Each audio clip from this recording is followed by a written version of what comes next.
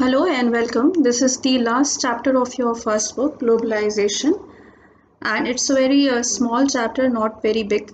So I'll take a minimum of two and maximum three videos to explain this chapter. This is part one of the chapter. So let's begin. First of all, the meaning of globalization, which is asked in the exam also. This definition is asked for 1 mark or for 2 marks in the exam. So globalization, this much you can take down as the definition of globalization. It would be perfect. So it refers to worldwide interconnectedness based on interdependence. Worldwide interconnectedness is the key word here. Fine. Now, globalization is a concept that you have done mainly in economics, and it's not a new thing for you all. You all have read about it, heard about it, and we are living in an age of globalization. So, around you, if you see, you can see so many things, you can detect so many things that can be given as the example of globalization. Okay. So it refers to worldwide interconnectedness. We feel connected. तो जो connectedness है, not only amongst countries, level people के level पे, from person to person, जो दुनिया के लोग एक दूसरे से कनेक्टेड फील कर रहे हैं.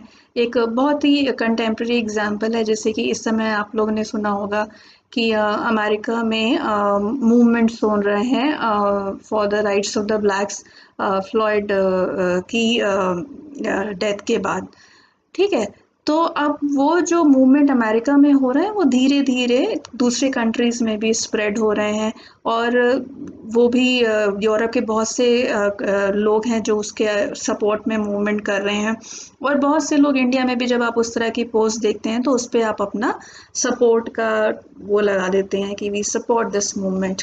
तो इस तरह की जो चीज़ें हैं, why this is happening, because we feel connected. Okay. तो जो ये कनेक्टेडनेस है, जो कॉन्सेप्ट है, जिसको हिंदी में वसुधैव कुटुंबकम कहा जाता है, हमारी जो इंडियन कल्चर है, in that culture it is very old. So we call it Vasudhaiv Kutumbakam. What is the meaning of Vasudhaiv Kutumbakam? Vasudha means Prithvi, Dharti, Earth. Okay, and Kutumb means family. So this earth is a big family. The entire earth is a big family, and this interconnectedness is based on interdependence, because there are many things for which we are dependent on different people, on different things. Fine. We can not fulfil all our needs on our own. तो ये interdependence जो है, ये कारण है interconnectedness का, globalisation का. ठीक है. Now it's a multi dimensional concept. It has political, economic and cultural, all the dimensions. We will see अभी in the chapter how. And it's the process of exchange of ideas, capital, commodities and people. ये लिखना मत भूलिएगा. Okay. तो अगर आप इस definition को शॉर्ट करना चाहते हैं तो ये एक लाइन बीच में मल्टी डायमेंशनल कॉन्सेप्ट भले ही आप कट कर दीजिए, but the first line and the last line of the definition is very important. It's a world wide interconnectedness based on interdependence, and it is the process of exchange of ideas, capital, commodities and people. ठीक है. तो ideas travel करते हैं from one part of the world to other. वो कैसे travel कर रहे हैं आप लोगों से अच्छा कोई नहीं जानता है.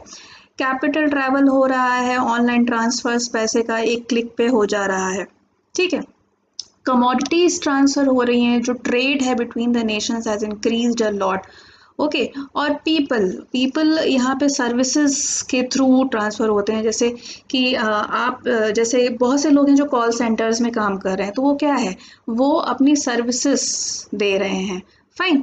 आप बहुत से लोग हैं जो हमारे यहाँ से दूसरे देशों में जाते हैं, पढ़ने के लिए जाते हैं, जॉब करने के लिए जाते हैं, रिसर्च के लिए जाते हैं, टूरिज्म के लिए जाते हैं. So this way it the world gets connected. Fine. So it's a transfer of, it's exchange of ideas, capital, commodities and people. Now the impact of globalization is uneven. See, what happens that the same thing may have a different impact in the Western countries and a different impact in our country. ठीक है. तो वही economic policies है, जैसे कि अगर आप liberalisation की पॉलिसीज़ ले लीजिए, तो वही इकोनॉमिक पॉलिसीज़ किसी कंट्री में उसको बहुत प्रॉस्परस और वेल्दी बना देंगी और दूसरे किसी कंट्री में वो इनइक्वालिटी को बढ़ा देंगी। ठीक है, तो एक चीज़ का इम्पैक्ट हर जगह पे किस तरह से होता है ये डिपेंड करता है वहाँ के लोगों के ऊपर, वहाँ की पॉलिसीज़ के ऊपर, वहाँ के एटमॉस्फेयर के ऊपर, वहाँ पे लोग उसको किस तरह से अडेप्ट करते हैं उसके ऊपर डिपेंड करता है। Okay, so it affects some societies more than the other and some parts of the society is more than the other. And then the last thing that is, बहुत से लोग ये कहते हैं कि ग्लोबलाइजेशन ग्लोबलाइजेशन अब ग्लोबलाइजेशन हो गया है। ऐसा नहीं है कि अब ग्लोबलाइजेशन हो गया, ग्लोबलाइजेशन हमेशा से था, इंटरकनेक्टेडनेस हमेशा से थी। The only thing is that with time it has increased, it has increased in the amount also and in the speed also, it has become much more and much faster, I would say like that। ठीक है, तो globalization is not a new phenomena, it was there always in the history, in all times. ये internet connectedness हमेशा से रही है, लेकिन हाँ अब के समय में ये बहुत तेज़ी से बहुत ज़्यादा बढ़ गई है। ठीक है, तो कॉजेज ऑफ ग्लोबलाइजेशन देखते हैं। सो आपको मैंने बताया कि historically globalisation had always been there.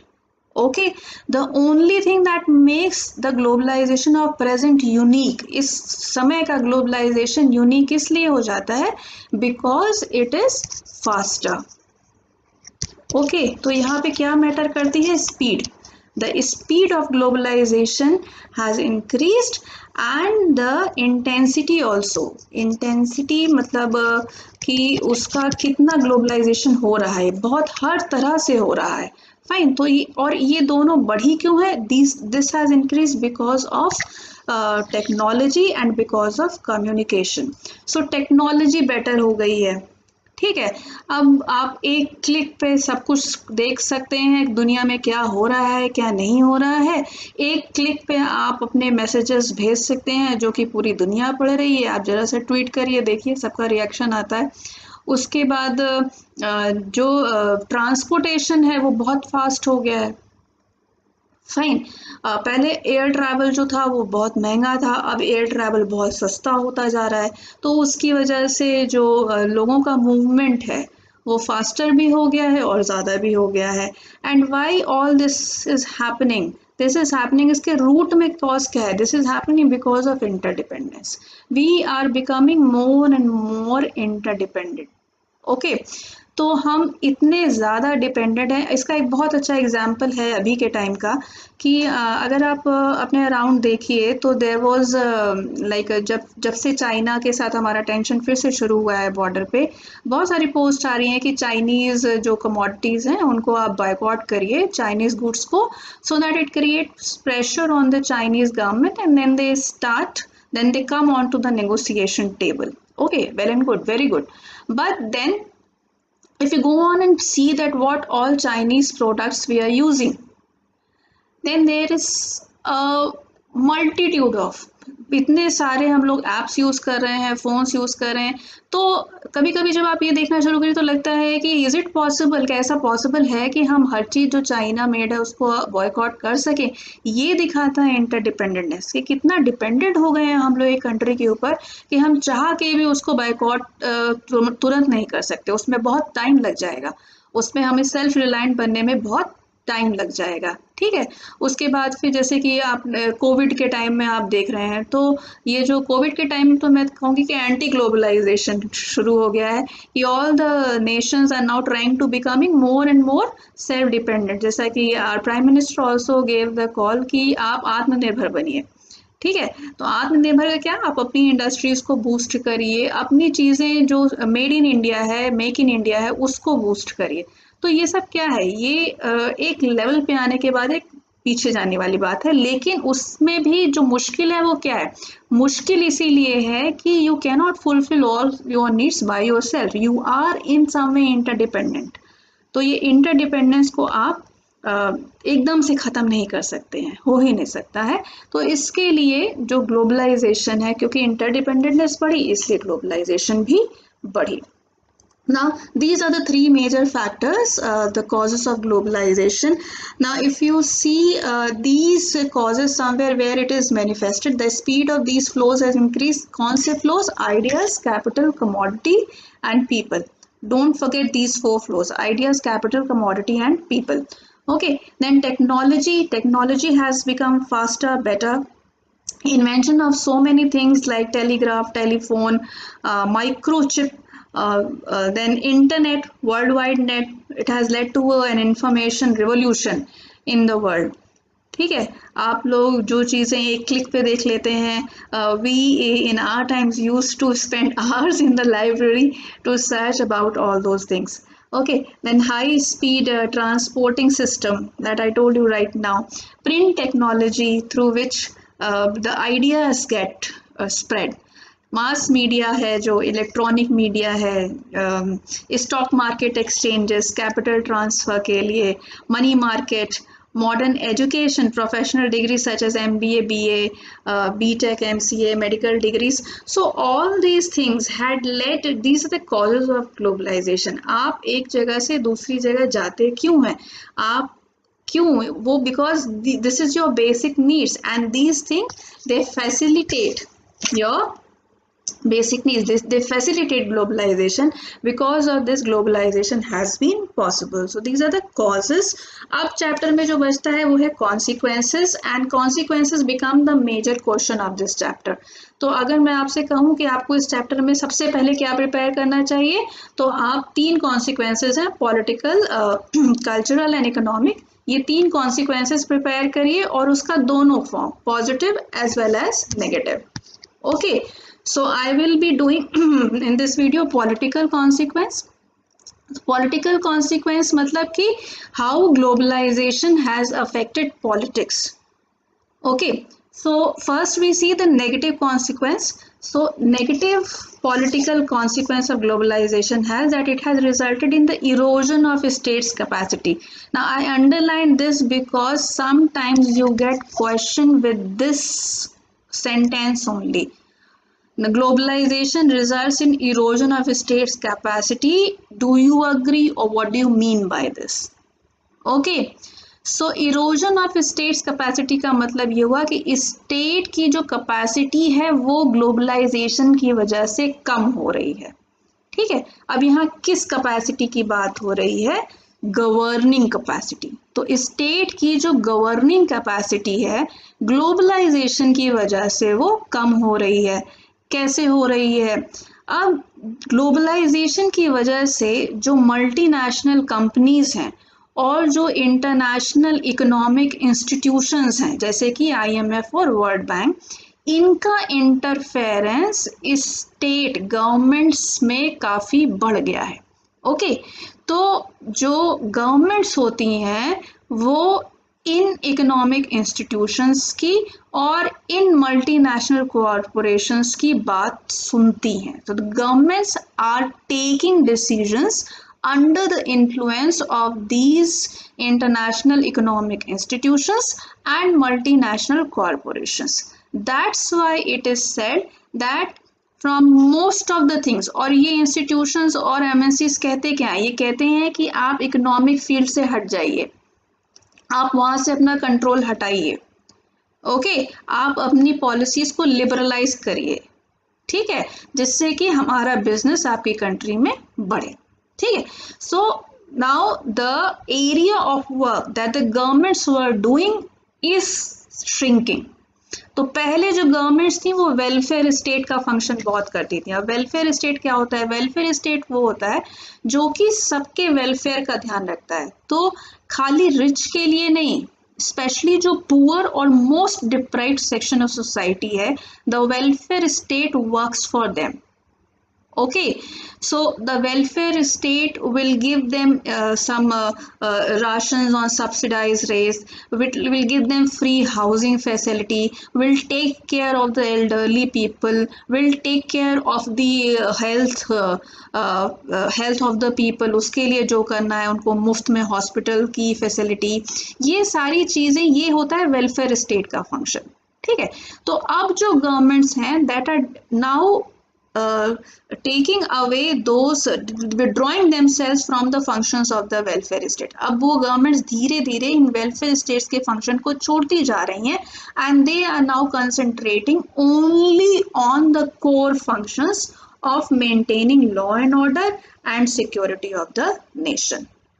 Okay, तो अब जो गवर्नमेंट्स हैं वो मिनिमलिस्ट गवर्नमेंट है, मिनिमलिस्ट स्टेट। मिनिमलिस्ट स्टेट का मतलब वो स्टेट जो कि मिनिमल फंक्शन परफॉर्म कर रहा है, वो government that performs the minimal function of maintaining law and order and security of the nation. Okay, rest of the things it is leaving, मतलब लीविंग इन द सेंस कि वहां से वो अपना कंट्रोल हटा रहे हैं।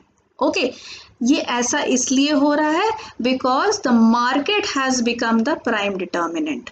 ठीक है, तो अगर आपने इकोनॉमिक्स पढ़ी है तो लिबरल इकोनॉमी में market becomes the prime determinant. Fine, तो जो डिमांड और सप्लाई है, जिस चीज़ की डिमांड है उसकी सप्लाई होगी, जितनी डिमांड है और जितनी सप्लाई है उसके हिसाब से प्राइसेस और रेट फिक्स होंगे। ओके, तो जो एमएनसीज हैं वो यही कह रही हैं कि आप हमको वो करने दीजिए, आप अपना कंट्रोल हटाइए। Fine, so market has become the prime determinant. तो अब ये क्या है, अब जैसे आप लोग ब्रांडेड कपड़े पहनते हैं, तो जो ब्रांडेड कपड़े हैं वो कंपनीज की डिमांड आएगी तो वो कौन प्रोड्यूस कर रहा है, वो एमएनसीज प्रोड्यूस कर रही हैं। ठीक है, तो जब एमएनसीज को वो डिमांड जाएगी तो एमएनसीज वो सप्लाई करेंगे, वो किसी भी रेट पे लेंगे, आप लेंगे उसको। ठीक है, उसकी वजह से क्या होगा, उसकी वजह से जो लोकल मैन्युफैक्चरर्स हैं उनकी डिमांड ही नहीं है, उनकी डिमांड कम हो गई है। ठीक है, अब गवर्नमेंट को इसमें क्या करना चाहिए, अगर गवर्नमेंट वेलफेयर स्टेट का फंक्शन परफॉर्म करती तो वो लोकल मैन्युफैक्चरर्स के को प्रोटेक्ट करने का काम करती, वो एमएनसीज के ऊपर रिस्ट्रिक्शन लगाती कि आप इससे ज़्यादा बिजनेस हमारे यहाँ नहीं कर सकते हैं, या आपको अपनी प्राइसिंग को इस लेवल के अंदर ही रखना पड़ेगा, उससे ज़्यादा आप प्राइसिंग नहीं कर सकते हैं। गवर्नमेंट इस तरह के रिस्ट्रिक्शंस लगाती, बट गवर्नमेंट नहीं लगा रही है। क्यों? क्योंकि वो मार्केट इकोनॉमी की तरफ शिफ्ट हो गई है। अंडरस्टूड? तो ये थोड़ी चीज़ अगर आप इकोनॉमिक्स का बैकग्राउंड है तो ज़्यादा अच्छे से समझेंगे। Increase role of the MNCs reduces the capacity of the government to take decisions on their own. So the MNCs pressurize the government in a lot of manners, and then the governments take decisions according to their wishes, which is happening in the present day world. इसका एक बहुत बड़ा example है Walmart का। Walmart जब India में first time ये हुआ था कि वो एंट्री कर रहा है, तो यहाँ के जितने भी लोकल प्रोड्यूसर्स थे, जो फार्मर्स थे, और इन्होंने बहुत उसके अगेंस्ट वो किया था कि अगर वॉलमार्ट यहाँ आ जाता है तो हमारा मार्केट ख़त्म हो जाएगा। ठीक है, तो गवर्नमेंट फिर उस तरह से पॉलिटिक्स को देखना पड़ता है कि वो कितना दोनों की डिमांड को बैलेंस कर सकते हैं, दोनों तरफ के साइड को किस तरह से बैलेंस कर सकते हैं। अब इसका जो पॉजिटिव है कि पॉजिटिवली, अब इसी को जो पॉजिटिव साइड जो कहते हैं, नहीं नहीं ऐसा कुछ नहीं है, globalization has actually increased the capacity of the state. अब how it has increase the capacity of the state, capacity of the state to govern because of enhanced technology and communication। तो अब गवर्नमेंट के पास भी enhanced technology आई है। अब इसका example आप देखिए कि enhanced technology की वजह से now the government has the data of each and every person। ठीक है, तो अब अगर आप कोविड-19 के टाइम में देखेगी तो गवर्नमेंट ने जनधन खाते खुलवा दिए थे, Jan Dhan accounts of the poor in India, and in the time of crisis during COVID-19 the money was sent directly into the account। पहले क्या होता था, पहले पैसा आता था गवर्नमेंट से मगर वो बीच में खत्म हो जाता था, वो उन तक पहुंच ही नहीं पाता था। अब क्या हो रहा है, because everybody is directly linked, now it is the money is coming directly into your account. Okay, so with enhance technology and communication अब गवर्नमेंट को तुरंत पता लग जाता है कि कौन सा मैसेज कहाँ से ओरिजिनेट हुआ है और उसको कहाँ पे ख़त्म करना है। ठीक है, आपने कई बार देखा होगा कि व्हाट्सएप में दुनिया भर के रिस्ट्रिक्शंस आ रहे हैं। So with enhance technology and enhance communication the capacity of the state has also increased to rule better. It is only actually, if you see, it happens, it depends on the will of the government, that what the government wants to do. If the government wants to take care of the poor, I don't think that any MNC or any institution can be a hurdle in that way. ठीक है, तो state जो है वो कह रहे हैं कि because of globalisation it has become more powerful and than before and as a result of globalisation. इसमें एक साइड और भी है कि ये जो इंक्रीज्ड इन्हांस टेक्नोलॉजी है और कम्युनिकेशन है, ये हमें मिलता कहाँ से? कभी कभी ये हमारे यहाँ पे जो साइंटिस्ट हैं वो ईजाद कर देते हैं, मोस्ट ऑफ द टाइम ये होता है कि ये टेक्नोलॉजी हम बाहर से ले लेते हैं, ठीक है। और वो बाहर से लेना, इसी को तो ग्लोबलाइजेशन कहते हैं, कि आपको वर्ल्ड में जो भी टेक्नोलॉजी कहीं पे भी यूज हो रही है जो कि बेटर है, वो हमने वहां से लिया, ठीक है। जब आपने वर्ल्ड वाइड वेब पे अपने आप को कनेक्ट किया तो वो कम्युनिकेशन आप ऑलरेडी कनेक्टेड हो गए, fine. And this increases your capacity to govern better, to administer better, to organize things better. So this is political consequence of globalization. If it comes in general, write the political consequence of globalization, then write both negative as well as positive. If it comes, write negative consequence, और ये जो मैंने बता दिया आपको statement करके आता है कि it has led to erosion of state capacity, or the welfare state is withering away, or that the market has become the prime determinant. ये 2-3 सेंटेंसेस लिख लीजिए। Market has become the prime determinant, welfare state is withering away, erosion of states capacity, तीनों का answer यही है। Okay, लिखना आपको यही है, fine. So we next move to economic consequences. Economic consequences समझना बहुत ही आसान है इस कॉन्टेक्स्ट में, क्योंकि आप लोगों ने बहुत किया हुआ है। ये नेगेटिव कॉन्सिक्वेंस पहले मैं ले रही हूँ, ठीक है। So it benefits only a small section of population, and actually it has led to increase the gap between the rich and the poor. Fine. So rich are becoming richer and poor are becoming poorer. तो जो गरीब लोग हैं वो, जैसे अब आप लोग खुद देखिए तो मैं सिंपल ग्रेन्स की बात करूंगी। लोग पैकेज्ड ग्रेन जो कि कंपनीज का है वो लेना ज़्यादा प्रेफर करते हैं, ना कि आप जाके फार्मर्स से, जो प्रोड्यूसर्स हैं, जो मंडियाँ लगती थी अनाजों की, वहाँ से कोई अब अनाज लेना पसंद नहीं करता ज़्यादा। तो उससे होता क्या है, उससे जो लोकल प्रोड्यूसर है, जो गरीब किसान है, जो अनाज पैदा कर रहा है, उसको तो अच्छा दाम मिल ही नहीं रहा है। जो कंपनीज हैं जो कि उसको पैकेजिंग करके दे रही हैं, सारा प्रॉफिट वो ले जा रही हैं। ओके, तो इससे जो लोकल प्रोड्यूसर्स हैं, जो स्मॉल स्केल प्रोड्यूसर्स हैं, जो कि गरीब लोग हैं, उनको बहुत नुकसान होता है। अब लोग सब्जियां हैं वो भी बड़े बड़े स्टोर से खरीदते हैं, जो सब्जी वाले हैं लोकल उनसे नहीं खरीदते हैं। तो ये सारी चीज़ें बहुत छोटी छोटी चीज़ें हैं, लेकिन किस हद तक ये इफ़ेक्ट करती हैं इकोनॉमी को, वो देखने वाली बात है। देन इसी की वजह से जो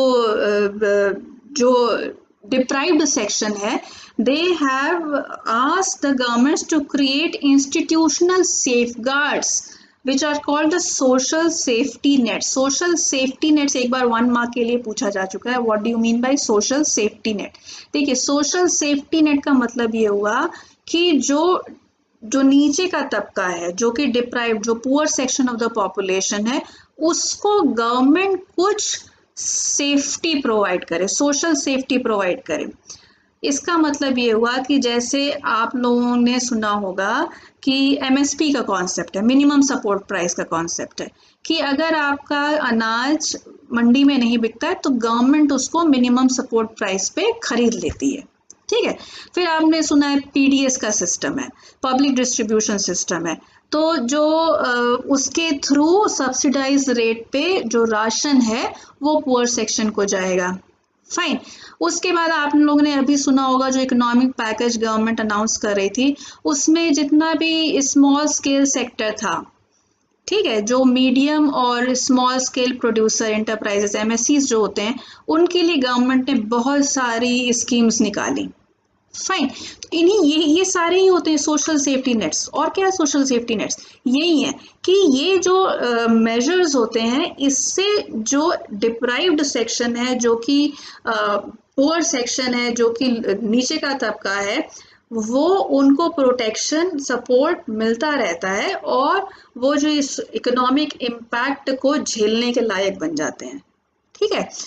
सो तीसरा इसमें डायमेंशन ये है कि जो ग्लोबलाइजेशन है आपके समय में, अगर आप कंट्रीज ऑफ साउथ जो थर्ड वर्ल्ड कंट्रीज हैं, तो सदर्न कंट्रीज में अगर आप देखिए then this globalisation is forced globalisation, और ये बहुत बार इंटरनेशनल इकोनॉमिक इंस्टीट्यूशंस के प्रेशर में आके किया गया है। ठीक है, तो IMF और वर्ल्ड बैंक जो होते हैं वो गवर्नमेंट्स को कहते हैं कि आप अपनी जो इकोनॉमी है वो लिबरलाइज करिए। वर्ल्ड बैंक प्रेशराइज करता है कि आप अपनी इकोनॉमी लिबरलाइज करिए।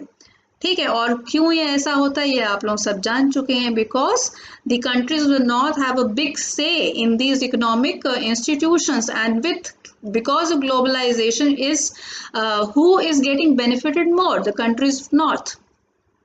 ठीक है, that is a fact. So that is why it is sometimes refer to as neo colonialism also, कि जो अभी भी जो रिच कंट्रीज हैं वो पुअर कंट्रीज को दूसरी तरह से एक्सप्लॉइट कर रहे हैं, और उस दूसरी तरह का रास्ता क्या है, वो है ग्लोबलाइजेशन. ठीक है, उनकी MNCs आके हमारे मार्केट को उन्होंने कैप्चर कर लिया है, हमारे रिसोर्सेज को उन्होंने कैप्चर कर लिया है.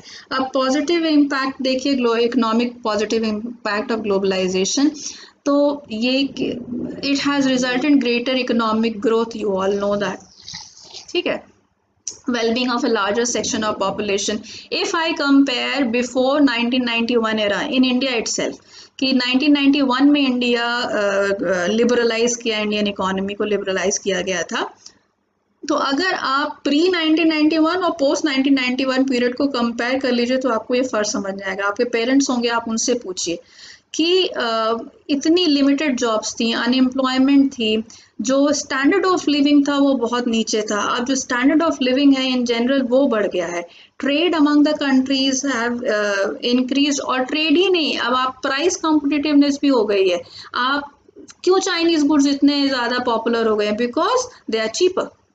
ओके, तो ये जो है, और जब जब ग्लोबलाइजेशन की वजह से कंपटीशन इंक्रीज हुआ, कंपटीशन की वजह से प्राइसेस कम हुए और टेक्नोलॉजी इंप्रूव हुई, तो ये सारा सब रिजल्ट ग्लोबलाइजेशन का. It has resulted in greater job opportunities not only in your country. अगर अब आप क्वालिफाइड हैं, यू कैन गो अब्रॉड. और बहुत से ऐसे लोग हैं जो actually this has resulted into one concept which is called brain drain, कि हमारा जो बेस्ट माइंड था वो तो बाहर चला जा रहा है कंट्री के. ठीक है, तो जॉब अपॉर्चुनिटीज़ आपकी बढ़ गई हैं. MNCs जब यहाँ आए हैं, उन्होंने प्रोडक्शन यूनिट्स यहाँ सेट की हैं, तो हमको और ज़्यादा एम्प्लॉयमेंट अपॉर्चुनिटीज़ मिल रही हैं. Fine. Then the biggest thing is that it is inevitable, और ये आपको कोविड इरा ने दिखा दिया कि इट इज़ इनएविटेबल. ग्लोबलाइजेशन को आप रोक नहीं सकते. अब जो ये प्रोसेस शुरू हो गया है, ये आगे की तरफ ही जाएगा, ये पीछे की तरफ अब नहीं आ सकता है, चाह के भी नहीं कर सकते हैं. So this is what is the positive impact of globalisation in economic sphere. I will end here today. In the next video, I will be explaining about the cultural consequence of globalization, that is cultural heterogenization, cultural homogenization, and then resistance to globalization in India and globalization. So I think I'll take one video to complete all that. So just keep reading about these things, keep watching the videos, keep giving me your comments and feedbacks. I'm getting lovely comments. Thank you for all of them. It inspires me to do better. Thank you. Bye bye.